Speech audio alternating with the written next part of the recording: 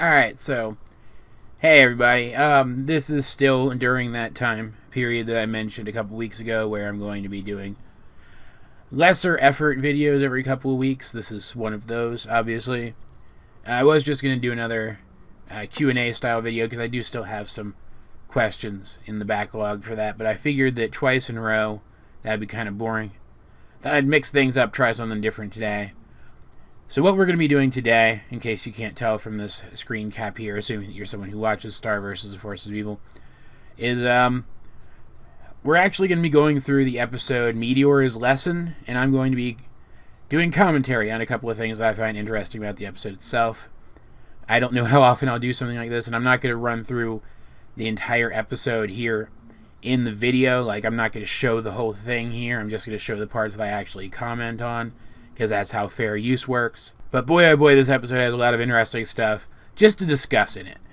Now, a couple of things just to get out of the way right here at the beginning. I'm also going to be kind of taking notes as I'm doing this, so some of the things I comment on might just be the things that I'm taking notes on for my upcoming review of this, because I have not reviewed this episode yet.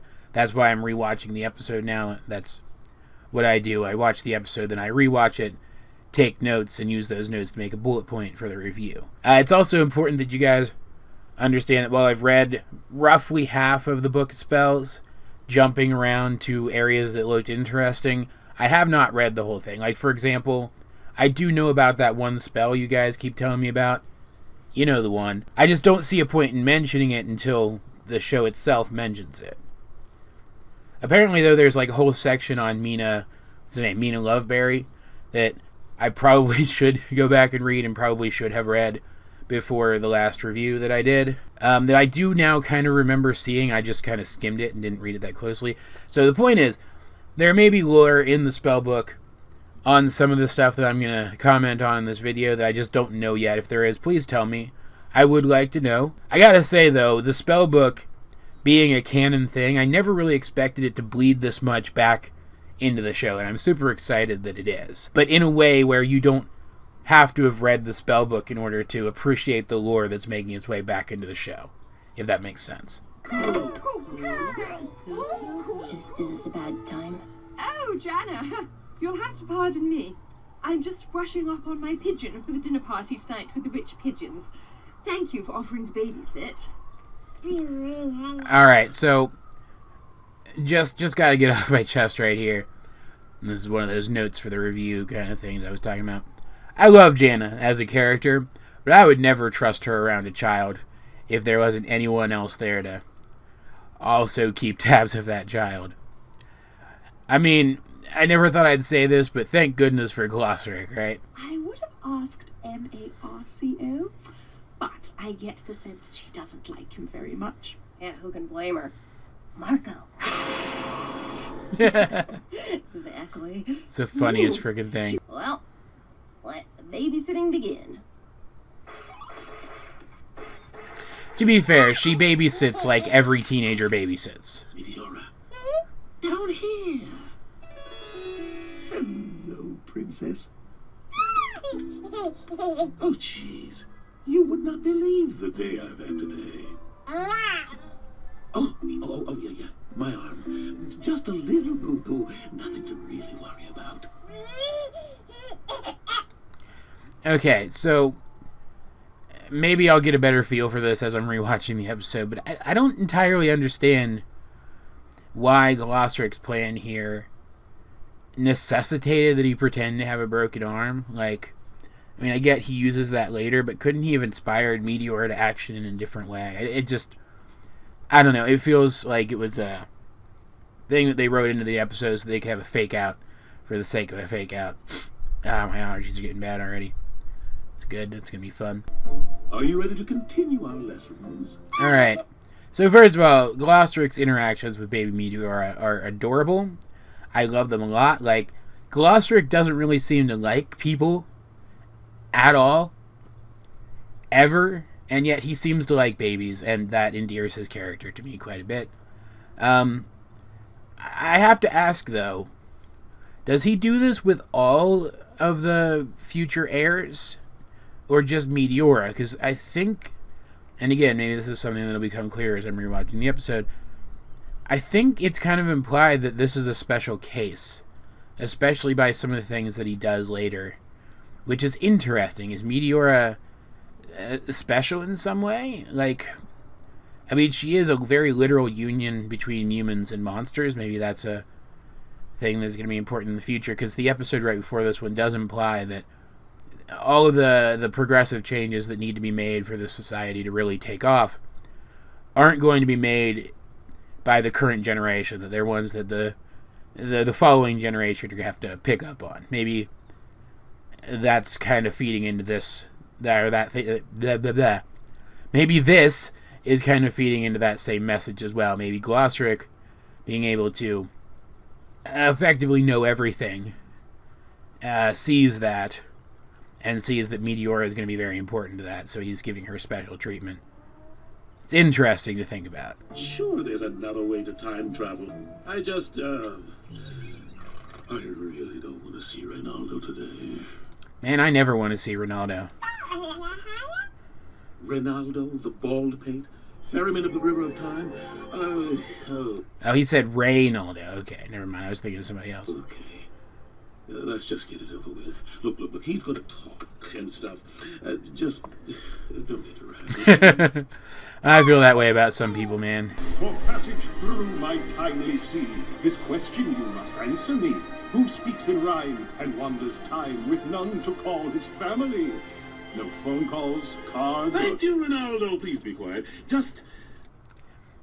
I like Reynaldo.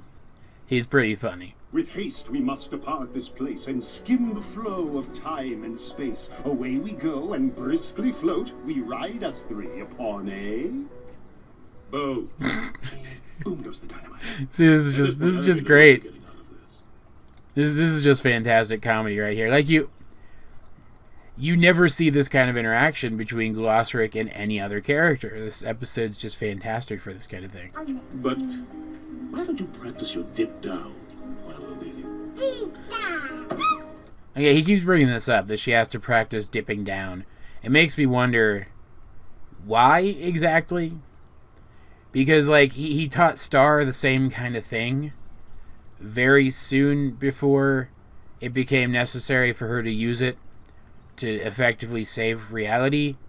So I'm wondering if Meteora is going to be instrumental in stopping another apocalypse.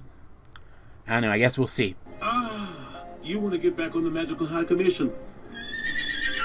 I don't think so. The riddle thing, it's... look, just because I created the commission doesn't mean they listen to me. You have arrived at the time you seek. Okay, great, thank you. Come on, let's go, Meteora. Okay, so Glosric made the entire High Commission. I can't remember if that was stated in the series before, but that's something we've known as a fandom for a while. It's been part of the lore for a while. That makes them all technically his children, and we do get confirmation later that Ronaldo is actually also one of his children. He's a former member of the High Commission who got kicked out, I guess because he was too annoying. I don't even freaking know. It's interesting, though, because I don't think we had gotten any real confirmation or any real exploration in the show up to this point of the idea that Glosric has a bunch of kids and he's kind of a bad dad. Like I said earlier, that he seems to like babies, but he doesn't like grown people very much. This seems to reflect that same kind of thing. So while his interactions with Meteora do kind of endear him to me a little bit, the way he treats his son here undoes that for me. I have some bad history with that kind of thing. It's interesting, though. It makes me wonder why this was brought up here. Why introduce this new character of Ronaldo so that they can explore these themes here if those themes aren't going to be a thing which come up again later on? Was this just world building, or is this foreshadowing something? Also, I think there's an animation error there. I think Meteora's tail is clipping to the front, the front layer of the animation there when it's not supposed to be. Bye, Dad. Yeah, see right there, there's the acknowledgement of it. Because we're here. No. Now, see, this is the scene. This here is the scene that I really wanted to talk about. I'm wondering if this is supposed to be a depiction of the event that I think it's supposed to be. Let's finish out the scene and then I'll talk about it. And if I'm wrong, you guys could correct me. For sure, actually correct me on this one. Oh, man. Where are we? Who are we?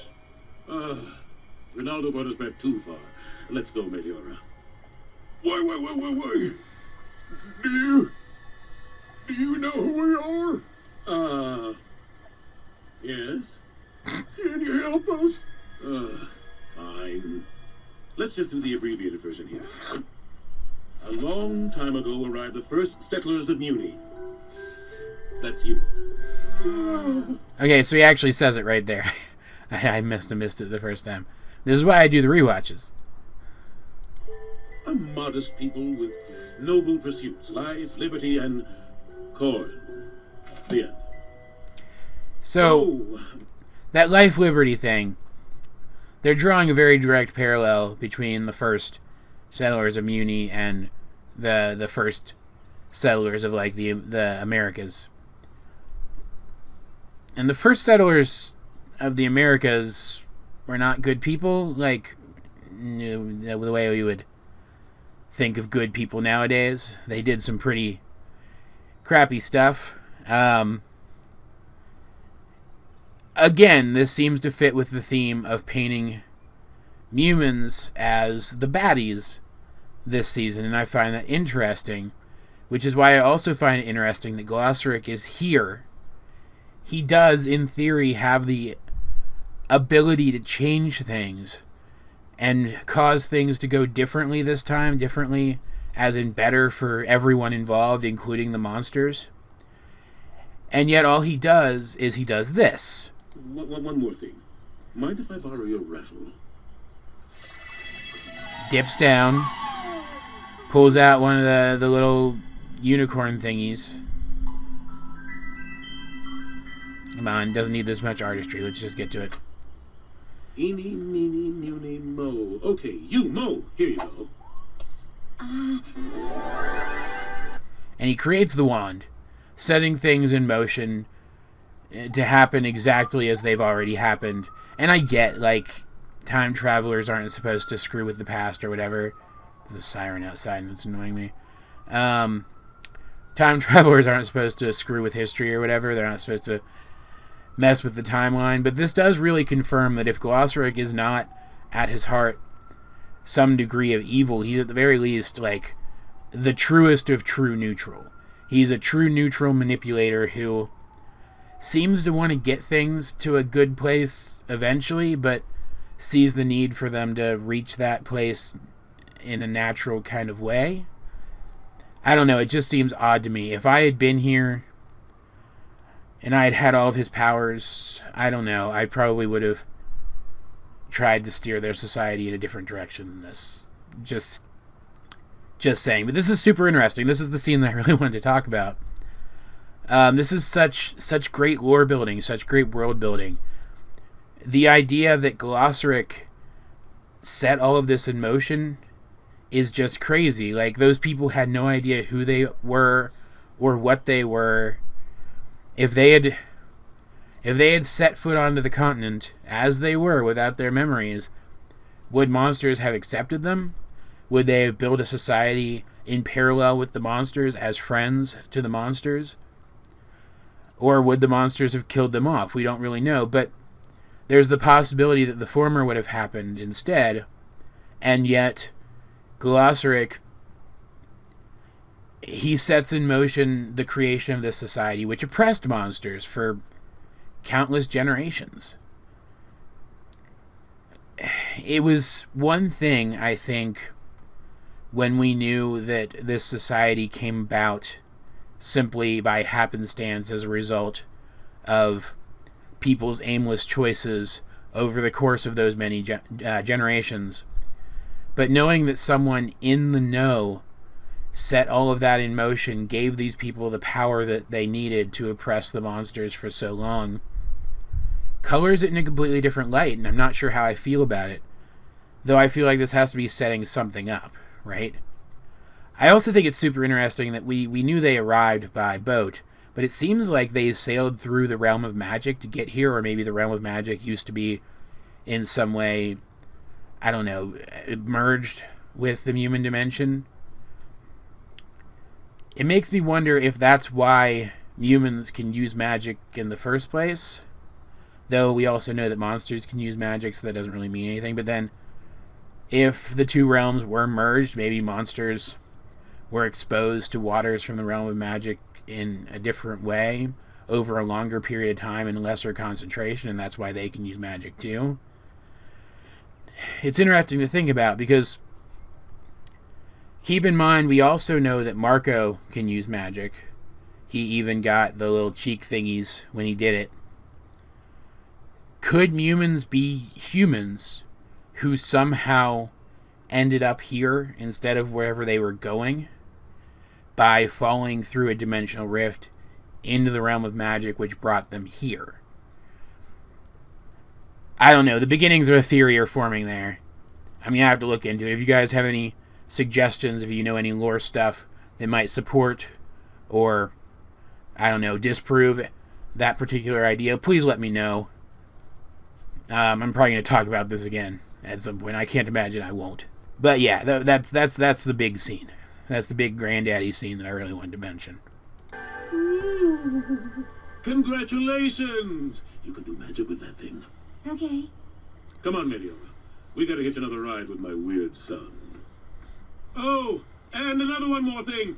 There's a storm coming, so y'all might want to huddle around that stump. Yeah, see, there's... Darkness, slump. There he is setting even more stuff in motion. Like,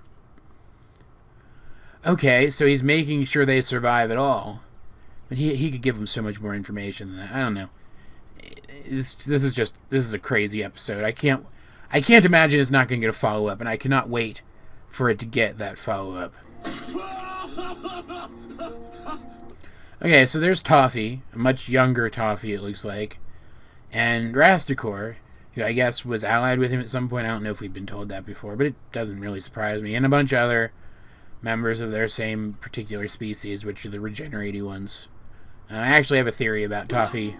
Did not mean to press that yet. I actually have a theory about Toffee coming up relatively soon that was suggested by one of my patrons, which is a great chance for me to mention that there's a link to my Patreon account down in the description below. If you would like to help out creating the kind of content that I create here on the channel, please consider becoming a patron. I'm effectively taking requests at this point. But this is particularly interesting considering what we see in a couple minutes as well, so let's just jump ahead to that. That's the bad boy who broke my arm. Okay. Oh.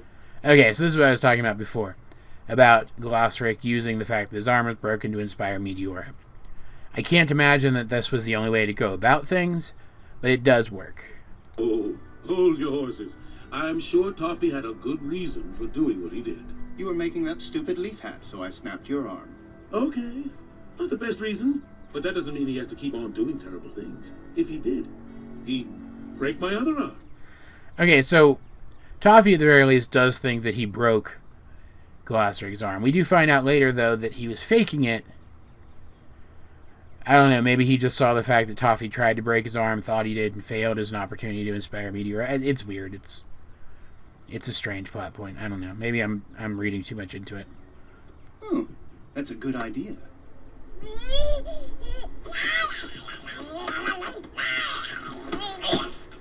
Maybe that baby isn't the one who needs to be taught a lesson. Maybe we came to teach you. Well, what are you going to teach me? Okay, so that's interesting.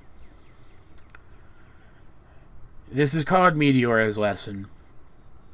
And we do see Meteora use magic here, and I think that's what Glosric was trying to pull out of her. He's trying to jumpstart her on the teaching of how to use her magic. He might even be what am I trying to say here? It's possible that he's even trying to cause her to remember some of the stuff from when she was an adult before for some reason. I don't know why. But he says something about maybe it's not Meteora who needs to learn the lesson, maybe it's Toffee. And then we see this.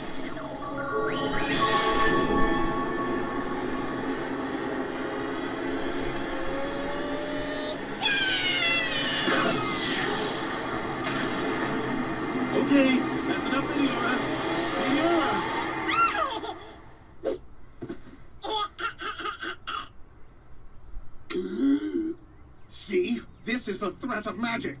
This is what we're at war against. Okay. So when we first see Glossaryck and Meteora rolling up, Toffee is just kind of, I don't know, hazing one of his friends. Like, you could see he's already building a following, but maybe he's not actually going to accomplish much with it. You know, they're just kind of being counterculture or whatever. But then Meteora shows up, zaps him, and for a second kills him before it looks like his lungs or his heart or one or the other regenerate. And now he's rededicated to his war with magic.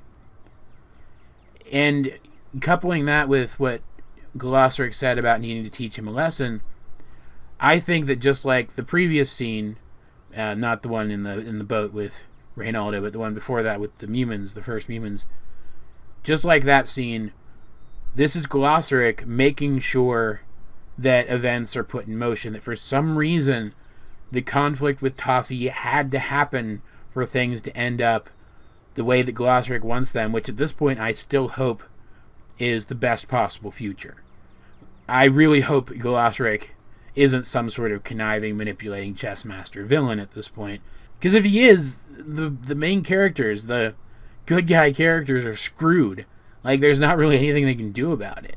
I don't know, this just kind of seems like another thing which, on the surface, if Glossaryck hadn't done it, things might have ended up better. And I'm wondering now why this episode seems to be suggesting to me that they would have actually been worse. Man, this episode really gets me thinking. I love it a lot. Let's just see if there's anything in the end here that I want to talk about. I don't think there is. How did it go? Any trouble? Yeah, I keep getting stuck on this one jump. I do think it's interesting. I do want to mention this real quick. I do think it's interesting that we see in the background of this episode, because we didn't really need to see her do it again in the foreground, but we do see in the background of this episode that Eclipsa is still reforging alliances with the other kingdoms. She is still being proactive in trying to improve things. I just wish she'd talk to her people more. That's all I'm really... That's my only real complaint about Eclipsa's ruling strategy at this point still, is that she doesn't seem to communicate with her people very often. And there's no excuse for why she shouldn't be able to. On level 43. Oh, come on. Daddy!